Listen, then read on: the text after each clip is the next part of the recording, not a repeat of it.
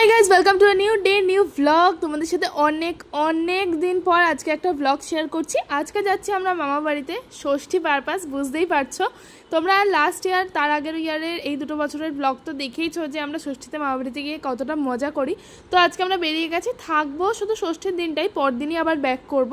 ট্রেনে এখানে উঠে পড়েছি। আর কি গরম ছিল সেদিনকে, কোনো আইডিয়া নেই তোমাদের, মানে তোমাদের অবশ্যই আইডিয়া আছে, কিন্তু আমাদের তখন যে ট্রেনের ভিতর কি ভ্যাপসা একটা লাগছিল।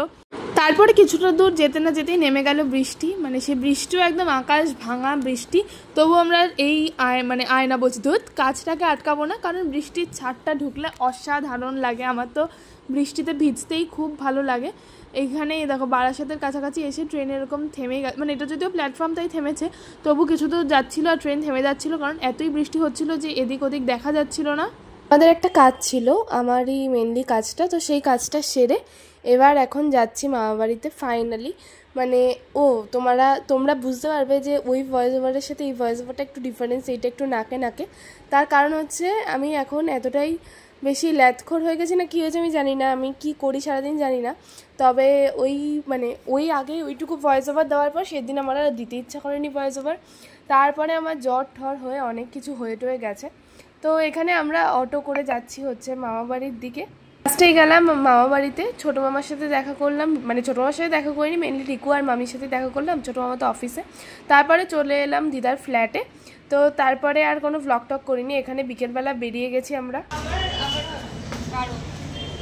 না পারো না, তুই তো আলাদা প্যাকেটে। এখানে এখন চপের হিসাব হচ্ছে, আমরা যাচ্ছি চপ আনতে, তারপর ওরা যাবে চুল কাটতে, তারপর আমি বেরোবো কাজ। ডালের বড়া আর পেঁয়াজি আমার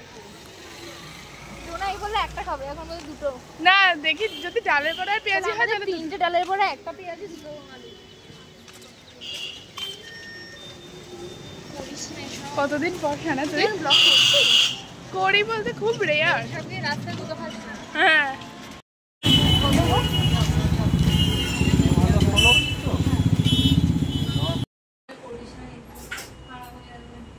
তোকে ভাল লাগছে কি? মঞ্জুলিকা টাইপের লাগছে।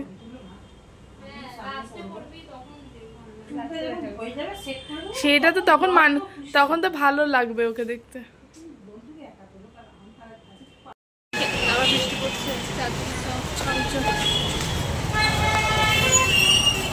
কোন দিকে?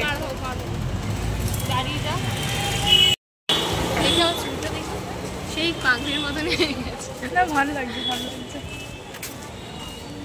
এরপরে আমরা হাঁটতে আমি আর সানা গেলাম একটা কাজ বলতে মেনলি আমার ওই ওয়েবসাইট লঞ্চ, বিজনেস লঞ্চ, এই সমস্ত নিয়ে, মানে ওই টাইমটাই চলছিল আর কি, লাস্ট ডে ছিল এটা।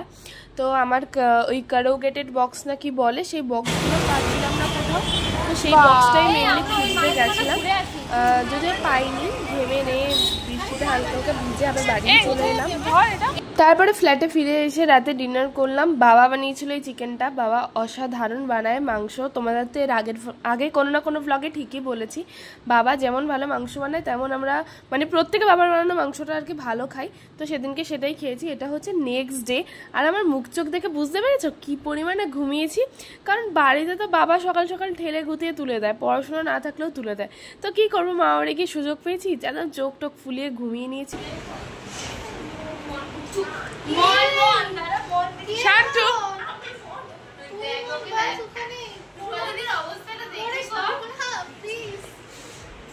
চোখ টোক ফুলিয়ে ঘুমিয়ে নিয়েছি। আর এদিকে টুপা দিদিরাও চলে এসেছে, আর আমরা সকালবেলা লুচি, ছোলার ডাল আর আগের দিনের লেফট ওভার চিকেন নিয়ে বসে পড়েছি। এরপরে সেভাবে কোনো ভ্লগ করা হয়নি, আমরা ওই শুয়ে বসে গল্প করছিলাম, মানে যেটা হয় আর কি সবাই একসাথে হলে। তোমাদেরকে দুপুরের মেনুটা দেখিয়ে দিচ্ছি, পুরোটাই আউটসোর্স করানো ছিল, কারণ এখন কারোর পক্ষে এই গরমে রান্না করা এত জনের জন্য পসিবলই না। আর নাইবা সেটা, মানে আমার মনে হয় না ঠিক, কারণ ভীষণ কষ্টদায়ক এই জিনিসটা, তার থেকে প্রফেশনাল কাউকে দিয়ে করিয়ে আনাটাই বেটার। এখানে বাবাদের সবার প্লেটটা সাজানো হয়ে গেছে, আর আমরাও তারপর খেয়ে দিয়ে উঠে একটা হালকা করে সুন্দর ভাত ঘুম দিলাম, ওই গল্প করতে করতে ঘুমানো আর কি। তারপর বিকেলবেলা উঠে পড়েছি এখানে আবার খেলতে। এখানে কি খেলা হচ্ছে দেখো। ও মা কিছু না করে পাবে কোরিয়ান অ্যানাউন্স। হ্যাঁ, শেষের দিক থেকে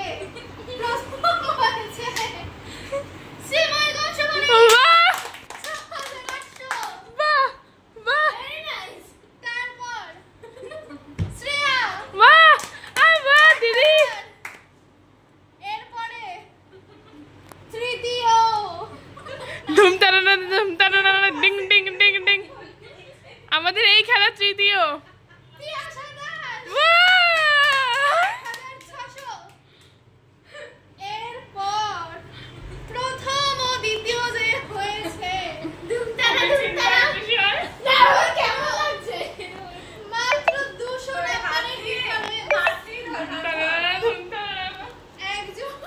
সোনুই দিই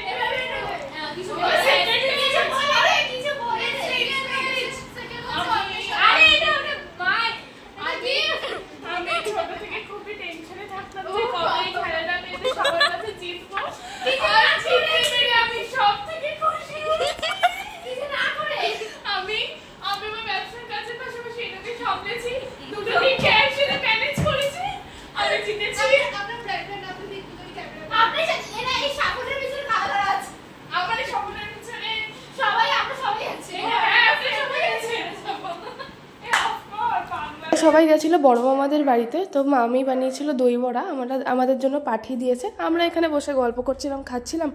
এভাবেই কাটলে এবছরের জামাই ষষ্ঠীটা। তোমাদের কেমন লাগলো জানিও। বাই, সাবস্ক্রাইব করে রাখো চ্যানেলটা। না না বলে ম্যাপের মধ্যে যে টেপ হচ্ছে ভিডিও हो गया तेरी